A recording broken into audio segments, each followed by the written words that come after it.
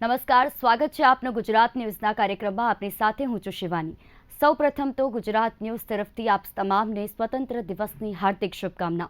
આપણો ભારત દેશ આજે સ્વતંત્ર પર્વ મનાવી રહ્યો છે. 15 ઓગસ્ટ 1947ના રોજ પ્રથમ વખત ભારત દેશે સ્વતંત્રતા દિવસ મનાવ્યો. આ દિવસના ઇતિહાસ વિશે વાત કરીએ અને જે આપણે લડત લડી, જે આપણા સ્વતંત્ર સેનાનીઓ છે, જેમનું બલિદાનને કારણે આજે આપણે સ્વતંત્ર દિવસ મનાવી રહ્યા છે.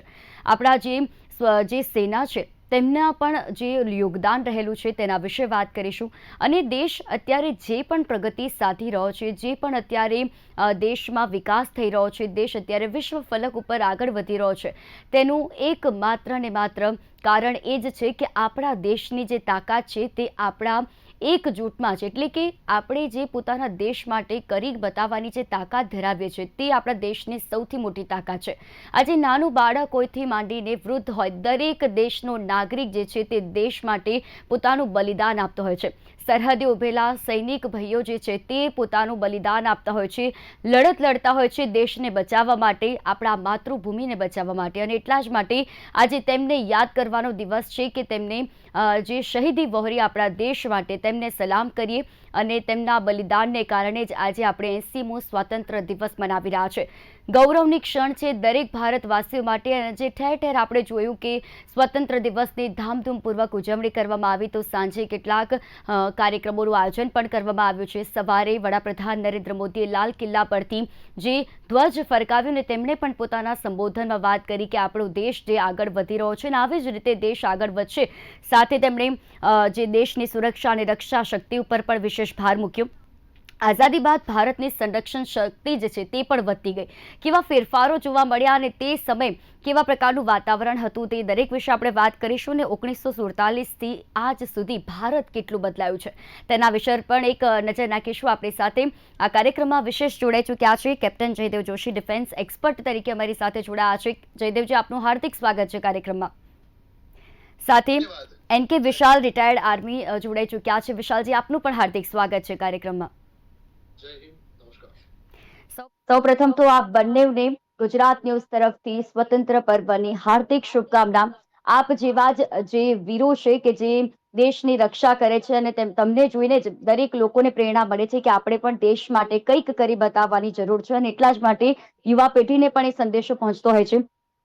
જયદેવજી, જ્યારે આપણે ભારત દેશની વાત કરીએ કે ભારત દેશ દરેક વસ્તુ સાથે જોડાયેલો છે. આપણા દેશની સંસ્કૃતિ કે જે વિશ્વ ફલક ઉપર ચર્ચાય છે, આપણા દેશની તાકાત કે જે હવે ઉત્તરોત્તર તેમાં વધારો થઈ રહ્યો છે, દેશ પ્રગતિ સાધી રહ્યો છે. સૌ પ્રથમ તો આજે જ્યારે આપણે સ્વતંત્રતા દિવસ મનાવી રહ્યા છે, તમારા મતે આ દિવસ કેટલો મહત્વનો? જી, જય હિન્દ શિવાનીજી. મારો અવાજ પહોંચે છે આપના સુધી બરાબર? જી. આપના કાર્યક્રમના મારફતથી અને આપની ચેનલના મારફતથી બધા દેશવાસીઓને આજના આ સ્વતંત્રતા દિવસની ખૂબ ખૂબ શુભકામનાઓ.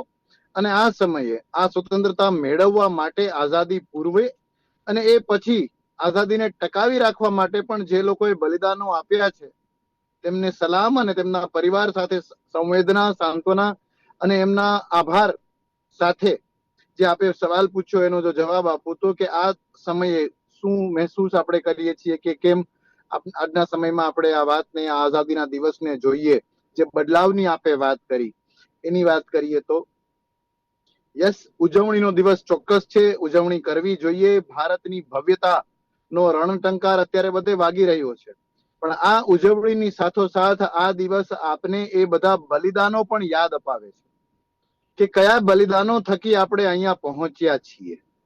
આજે આ કેટલામો સ્વતંત્રતા દિવસ છે એના વિશે પણ એકવાર ગૂગલ કરવું પડે એવી જનરેશને, જો ગૂગલ કરવું હોય તો ગૂગલ જ કરે, એ પણ આવકાર્ય છે.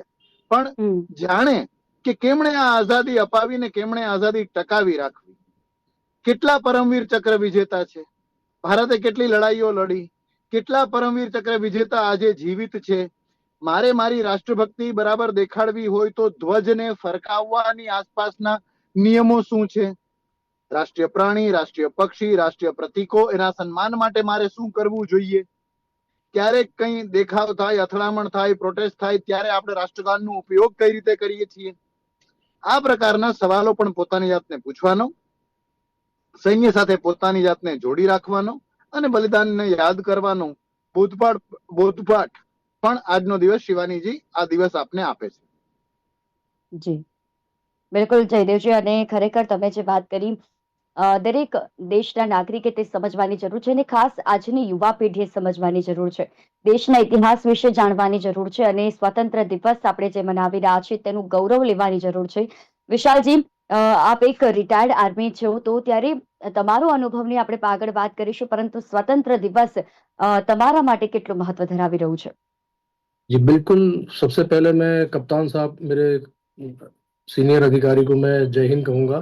और 15 अगस्त 80वां जो आज़ादी का पर्व हम जो मना रहे हैं, उसके लिए सभी देशवासियों को बहुत बहुत शुभकामनाएं।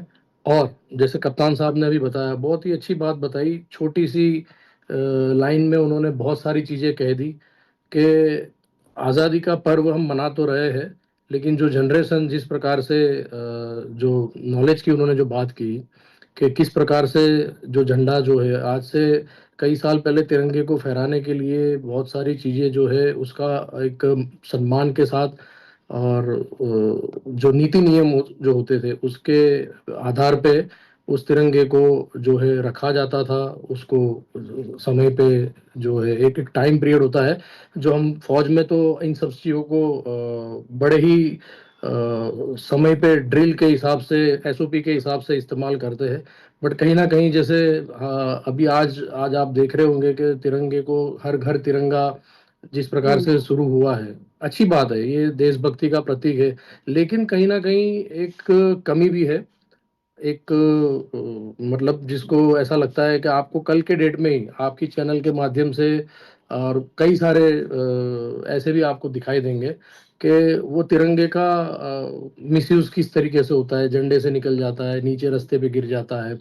तो वो हर एक नागरिक के अंदर एक देशभक्ति वो होनी चाहिए कि अगर मेरा तिरंगा कहीं फटा हुआ है, कहीं पे गिरा हुआ है, कहीं पे कोई उसके वो स्थिति है, तो वो अभी किसी ऑटो के ऊपर है, अच्छी बात है, लगाओ इसका। लेकिन उसका मान सम्मान और उसका रख रखाव, उसके बारे में बिल्कुल भी मेरे हिसाब से बचपन से ही स्कूल में ये चीजें, देखो एजुकेशन जो है ना, वो सबसे बड़ा बहुत इम्पोर्टेंट पार्ट है। आज की बिल्कुल डेट में भी देश के अंदर बहुत कुछ चल रहा है। मैं कोई तारीफ करूंगा या अच्छी बातें करूंगा ऐसा मैं नहीं करूंगा, क्योंकि जो चीजें हमने देखी है भारतीय सेना के कार्यकाल के दौरान, और मेरी आज 44 साल उम्र है, और 44 साल उम्र के अंदर हमारे से पहले जिन माताओं ने जो वीर सपूत, जैसे कप्तान साहब ने बताया कि कितने जीवित जो है मेडल, मतलब मैं थोड़ा, मेरे को एक्चुअली अभी ब्रेन हेमरेज हुआ था तो थोड़ा मेमोरी इशू हुआ है, तो मैं बताता हूँ। परमवीर चक्र, जीवित परमवीर चक्र जो जनरली बहुत कम होता है, जो कितने हैं, है ना, महावीर चक्र, उसके बाद में कीर्ति चक्र, तो जैसे भी जो सम्मानित मेडल जो जो भी शहीद हुए जवान उनको मिलते हैं, तो ये सारी चीजें जो है एक देशभक्ति का पार्ट ऐसे नहीं है कि हम 15 अगस्त और 26 जनवरी और कारगिल विजय दिवस और 2-4 दिन ऐसे मना के और एक दिन के लिए पूरा हंगामा खड़ा कर दे और तिरंगा तिरंगा कर दे, ऐसा दिखावा एक अलग चीज है। फिर उन्होंने बताया, बहुत अच्छी बात बताई कि लोगों को गूगल से माध्यम से मतलब करना पड़ता है। तो देशभक्ति, आप रशिया को देख लो, है ना, तो बहुत सारे देश है ऐसे, जो मैं ऐसे किसी को पर्टिकुलर बोलूंगा तो अब बुरा भी लगेगा किसी को कि भाई ये इसकी तारीफ कर रहा है, ऐसा नहीं है। मैं अपने भारत देश की भी बहुत सारे लोग ऐसे हैं कि जो इस देश के अंदर जज्बे के साथ, देशभक्ति के साथ काम करते हैं। बहुत सारे लोग ऐसे हैं कि सिर्फ जो है उनके दिमाग में एक ही चीज होती है कि बस मनी चाहिए, पैसा चाहिए। तो सबकी अपनी अपनी सोच पे डिपेंड करता है, और वो सोच कहीं ना कहीं उनके गुरु और उनके माँ बाप के दिए हुए संस्कार को भी दर्शाता है ना। जैसे सरदार वल्लभ भाई पटेल, लौह पुरुष, बहुत सारे नेता, बहुत सारे जो जैसे वीर भगत सिंह हो गए, चंद्रशेखर आजाद हो गए, सुभाष चंद्र बोस हो गए, तो कई सारे ऐसे लीडर हैं जिनका नाम लेते ही जो है खून, मतलब अपने हाथ के गूजबम जो कहते हैं वो खड़े हो जाते हैं, है ना। तो मेरा कहने का मतलब साफ साफ ये है कि देशभक्ति सिर्फ 1 या 2 दिन के लिए नहीं होनी चाहिए। देशभक्ति हमेशा, अगर मान के चलो कई सारे ऐसे जवान हैं, नौजवान हैं, मैं आपकी चैनल के माध्यम से कहना चाहूँगा कि अगर मान लो कि कई सारे ऐसे हैं जो बेचारे बोलते हैं कि मैं फ़ौज में जाना चाहता था, नहीं जा पाया, मैं देश सेवा करना चाहता था, नहीं जा सका। अब्दुल कलाम हो गए, उसके बाद में अमिताभ बच्चन हो गए, कई सारे फ़िल्म स्टार हो गए, कई सारे साइंटिस्ट हो गए, जो फ़ौज के अंदर जाना चाहते थे, नहीं जा पाए, लेकिन उन्होंने फिर भी देश सेवा की, है ना? तो ऐसा है कि आप अपने देश को अच्छी-अच्छी जगह, अब देखो कहीं पे भी लोग जो है, आज अब बारिश के मौसम में थोड़ी-सी बारिश होती है, पानी भर जाता है। उसके पीछे का कारण क्या है? कोई सोचता है? उसके पीछे का कारण है एक पान की दुकान, और पान की दुकान से निकली हुई एक गुटखा की पुड़िया। कोई भी आदमी आप देख लो, कॉर्पोरेशन से लेकर, मैं किसी को आज टारगेट करना नहीं चाहता, ठीक है, पर्व है, आजादी का है, बट आप देखो वो छोटे छोटे जो पेपर के टुकड़े हैं, वो पूरे साल इकट्ठे होके और एक जगह पे गटर के पास में ब्लॉकेज होके खड़े हो जाते हैं। फिर बारिश के टाइम पे वो पानी रोकते हैं, और फिर हम कहते हैं कि भाई हर चीज प्रशासन करेगा, हर चीज नेता करेगा, हर चीज कोई करेगा, ऐसा नहीं है। हर नागरिक को अपना देश जो है, उस देश से मोहब्बत होनी चाहिए, प्यार होना चाहिए।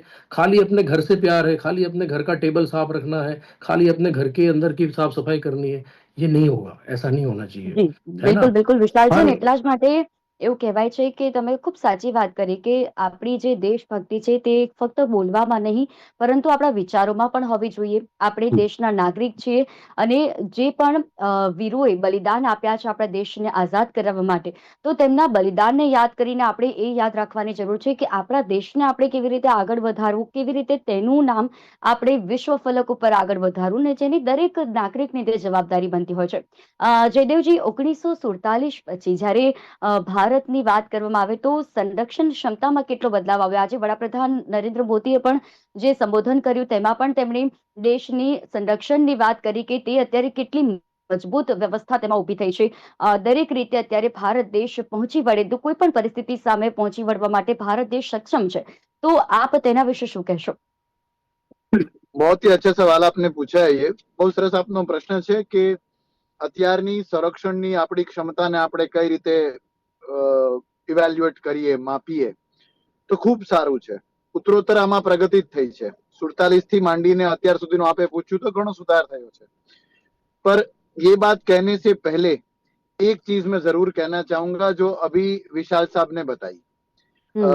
शिवानी, आप अलग अलग किसी विषय के ऊपर, कई विषय के ऊपर आप लोग डिबेट कराते हैं। कभी इकोनॉमिक्स होता है, कभी पॉलिटिक्स होता है, कभी एग्रीकल्चर के ऊपर भी करते हैं, कृषि, सबके ऊपर एक ही फील्ड के अलग अलग एक्सपर्ट लोग आते होंगे, सबके मतभेद होंगे, मनभेद होंगे। बहुत रेयरली आप देखोगे, और वो बहुत रेयरली आप देखोगे, बट हर फौजी में देखोगे कि हमारे यहाँ पे छोटी छोटी चीजें जो हम सही करते हैं, बड़ी सिस्टम मान लो जिसे, कि जो 2 सैनिक जाएंगे, 2 सैनिक साथ में जाएंगे, तो ये आपको दिखेगा। आपने बाकी डिबेट्स में भी देखा होगा, इसमें भी आप देखेंगे कि विशाल जी ने जो कुछ बातें की, थैंक यू कि उन्होंने मेरा समर्थन किया मेरी बात का। मैं उनकी एक और बात यहाँ पे आपके ही सवाल का जवाब देने के लिए यूज करूंगा, शिवानी जी, कि उन्होंने ये कहा कि छोटी छोटी चीजों को सही करना है, एक्स्ट्रा ऑर्डिनरी स्टेप्स की जरूरत नहीं है। सभी लोगों के द्वारा ऑर्डिनरी स्टेप्स अगर लिए जाए तो अपने आप एक्स्ट्रा ऑर्डिनरी काम हो जाएगा। उस बात का, विशाल जी की बात का समर्थन करते हुए, उसी से taking leaf of the same thing, મેં એનો જવાબ આપું જે આપે પૂછ્યું એ, કે જ્યારે આપણે લડાઈની શરૂઆત, સ્વતંત્રની શરૂઆત થઈ ને આવતા વેત જ જે લડાઈ લડવાની થઈ 47 ની પાકિસ્તાન સામે, એ સમયે આપણે તત્કાલીન બ્રિટિશ શસ્ત્રો સાથે લડાઈ લડતા.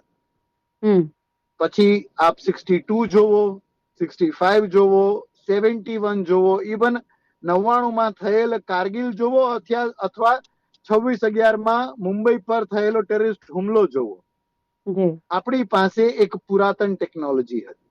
એ ટેકનોલોજીને સતત અપગ્રેડ કરવાની જરૂર હતી. ધીમે ધીમે થઈ પણ છે. બોફોર્સ, કે જેની આસપાસ ઘણી વાતો હતી, 1999 નું કારગિલનું યુદ્ધ જે ઝડપથી જીતી શકાણું, એલઓસી ક્રોસ કર્યા વગર જીતી શકાણું, એરફોર્સ નો મિનિમમ ઉપયોગ કરતા કરતા જીતી શકાણું, એ માત્ર ને માત્ર આભારી છે બોફોર્સ ગનને. તો એ રીતે જે કંઈ પણ કામ થયા છે, ઉત્તરોત્તર શિવાનીજી ખૂબ સારા કામ થયા છે. હરણફાળ ભરી છે, આપણે એમ કહી તો ચાલશે. જે નવું એક આયામ છે, આપણે પ્રાર્થના કરીએ અને બેસ્ટ વિશીઝ આપીએ આપણે પોતાની જાતને, ને આપણે પણ બેસ્ટ એફર્ટ નાખીએ કે જે આ લેટેસ્ટ અગ્નિવીર, હજી બહુ વહેલું છે કેવું, પણ આ અગ્નિવીર વાળી વાત પણ સક્સેસફુલ થવી જોઈએ.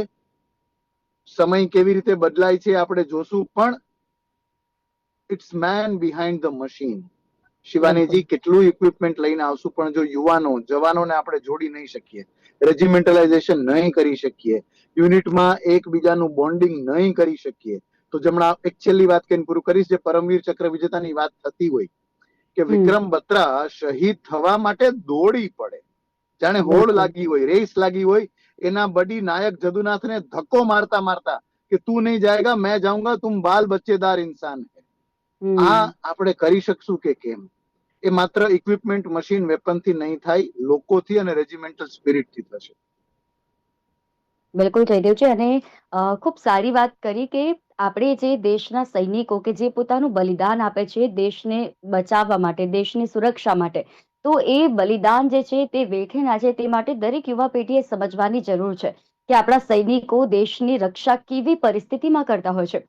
કદાચ અમને અહીંયા આગળ ખ્યાલ નહીં હોય કે અમે અહીંયા આગળ તો જે શો કરીએ છીએ, પરંતુ જે ખરા અર્થમાં જે સૈનિકો છે તે દેશ બચાવવાનું કામ કરે છે. આપણે આ માધ્યમ થકી લોકોને જાગૃત કરવાનું જ કામ કરી શકીએ, પરંતુ ખરા અર્થમાં જે સૈનિકો કરે છે તે કામ ફક્ત અને ફક્ત એ દેશના સૈનિકો જ કરી શકશે, અને આ દેશની યુવા પેઢી પણ કરી શકશે. પણ વિચાર, જો તેમનામાં વિચાર દેશભક્તિનો હશે તો. ફક્ત વિચારો જે સોશિયલ મીડિયા ઉપર અત્યારે આપણે જોઈએ છે તે વિચારો સોશિયલ મીડિયા થકી નહીં, પરંતુ ખરા અર્થમાં દેશભક્તિ હોવી ખૂબ જરૂરી છે. વિશાલજી, આઝાદી પછી તમે ભારતીય સેનાના સફરને કેવી રીતે જુઓ છો? नहीं, आज़ादी के बाद भारतीय सेना का, जैसे कप्तान साहब ने अभी बताया, काफ़ी अच्छी बात कही कि छोटी छोटी चीज़ें, मतलब अपडेट, देखो समय के साथ में अपडेट हुआ है, और कहीं ना कहीं ऐसा महसूस भी हुआ है कि थोड़ा लेट भी हुआ है. देखो, बिल्कुल सही बात बताऊंगा, ठीक है, कि एक समय के साथ में जो चीज़ होनी चाहिए वो नहीं भी होती है कई बार. लेकिन ये सब चीज़ों के पीछे अब कुछ ना कुछ कारण रहा होगा, देश की आर्थिक परिस्थिति हो या फाइनेंशियल कंडीशन हो या वॉट एवर, जो भी है वो पॉलिटिकल लोगों का काम है, भारतीय सेना का काम नहीं. लेकिन भारतीय सेना के जवानों का जो मुरार है, जवानों की जो सिखलाई है, जैसे हमारे कप्तान साहब जैसे, और जैसे कप्तान साहब ने अभी बताया है कि विक्रम बत्रा साहब, मेरे को उनकी वो बात बोल के मेरे हाथों में बाल खड़े हो गए, आंखों में थोड़ी सी नमी आ गई, क्योंकि मैं अभी विक्रम बत्रा साहब के काफी सारे चीजों मैं अभी स्टडी कर रहा था, देख रहा था. तो वाकई में मतलब ऐसे बहुत सारे जवान हैं, बहुत सारे लोग हैं जो उस जब जब वॉर होती है ना, तो उस समय में किसी को नहीं पता होता है कि यहाँ से कौन वापिस आएगा और कौन नहीं आएगा. ठीक है, एक आखिरी चिट्ठी भी जो है हर एक जवान लिख के और अपने पॉकेट में रखता है कि ताकि उसके परिवार को वो आखिरी खत मिले. तो वो एक बहुत ही दोनों देश के लिए, देखो चाहे वो पाकिस्तान हो, चाहे वो कोई भी देश हो, चाइना हो या वो, ये जंग जो है वो देश के लिए लड़ते हैं, देश के तिरंगे के लिए लड़ते हैं.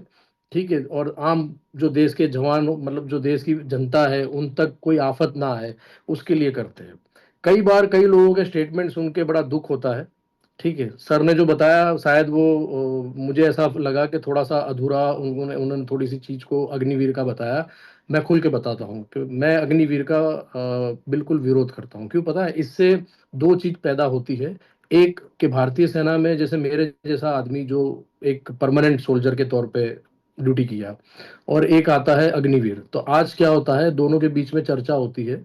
शायद ये नेताओं को नहीं पता चलता कि क्या चर्चा होती है, क्योंकि उन लोगों को कोई फर्क नहीं पड़ता है. उन लोगों को क्या है, 5 साल इधर आए और इधर से फिर चले जाएंगे पार्टी चेंज करके किसी और जगह पे. बट भारतीय सेना का जवान जो है वो ऐसा नहीं करेगा ना कि भाई इंडियन आर्मी से निकल के वो बीएसएफ में चला जाएगा या उसमें चला जाएगा, ऐसा नहीं है. तो वो जवान दोनों में क्या बात होती है, भाई तू जा, भाई मैं तो अग्निवीर हूँ, मैं तो 4 साल के लिए आया हूँ. दूसरा कि तेरे को पेंशन मिलेगी, मेरे को कुछ नहीं मिलेगा.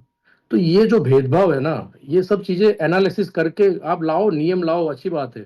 ठीक है, एनसीसी है, एनसीसी के कैडेट को लेके आप देखो, उसमें बहुत सारे एनसीसी के कैडेट ऐसे हैं जिनके अंदर आप उनका जोश मैं भी देखता हूँ, तो ऐसा लगता है कि नहीं यार, ये है नया भारत, ये है मतलब आने वाला भारत, मजबूत भारत है ना. तो ये सब चीजें है, डिसीजन लिए जाते हैं, जिद पे लिए जाते हैं. बट कहीं ना कहीं सेना को इससे देशभक्ति के अंदर खलल पैदा हुई है, ये कोई बोले या ना बोले, ठीक है, बट हमको नजर आती है। मैं आज भी सेना જી के साथ में कई જી चीजों में जुड़ा हुआ हूँ, ठीक है, બિલકુલ વિશાલજી और ये અને એટલા दिखता જ है। માટે हालांकि બિલકુલ भले બિલકુલ आपकी चैनल के વિશાલજી माध्यम से ये चीज जब जाएगी तो कई जो राजनेता, कई जो है उनको बुरा लगेगा, बट अब बुरा लगने से देश को, हमें तो देश को बचाना है भाई, हमें तो तिरंगे की જી रक्षा करनी है, देश की रक्षा करनी है। और वो जवान मतलब कि उसके दिमाग में देशभक्ति 4 साल के बाद में ये हो जाएगा कि वो नफरत करने लगेगा।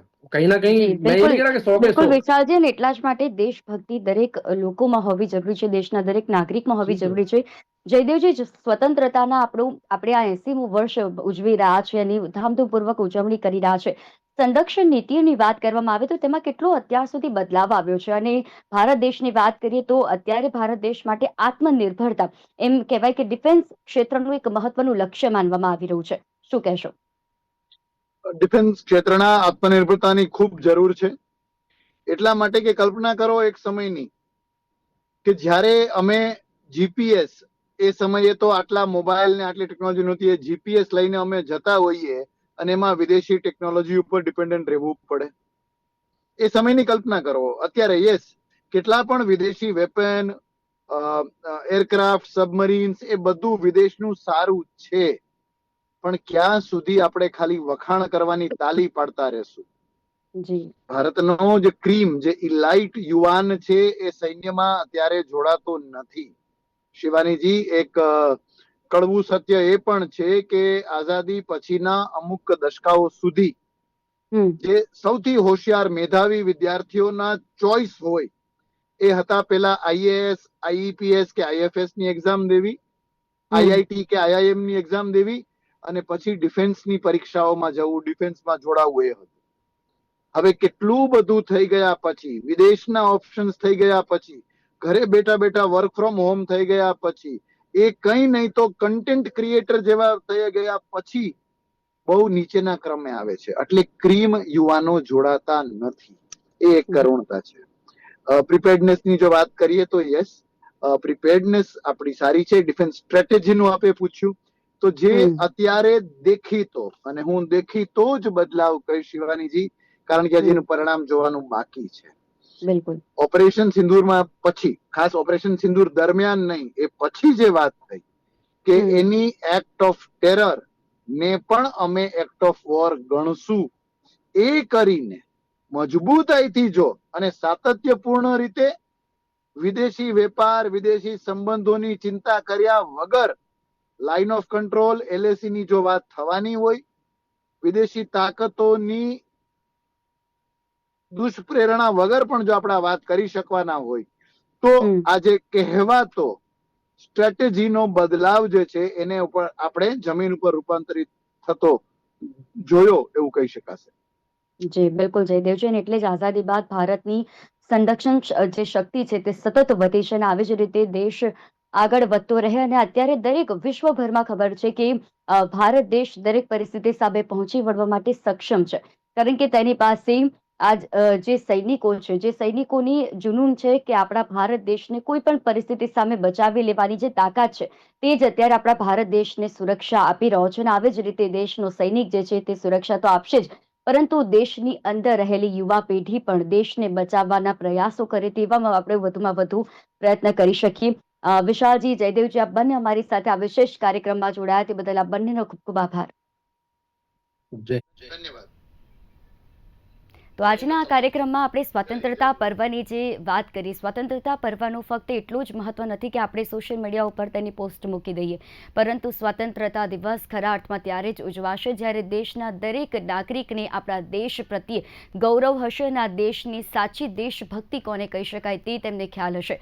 દેશની સરહદ ઉપર જે સૈનિકો લડત લડે છે, કેવી પરિસ્થિતિમાં તે દેશને બચાવવા માટે અડીખમ ઊભા રહે છે, એ દેશના જે સૈનિકો છે, આપણે આપણા દેશના સૈનિકો પર ગૌરવ હોવું જોઈએ, તેમને આપણે હિંમત આપવા માટે આપણે દેશની અંદર આપણા દેશની સુરક્ષા કરવી જરૂરી છે। અને એટલા જ માટે આજનો દિવસ દરેક વ્યક્તિ માટે ખૂબ મહત્વપૂર્ણ છે। આજના દિવસ વિશે જાણવું પણ એટલું જ જરૂરી છે। આજના આ કાર્યક્રમમાં હાલ બસ આટલું જ, ફરી મળીશું, ત્યાં સુધી આપ મને રજા આપશો। નમસ્કાર।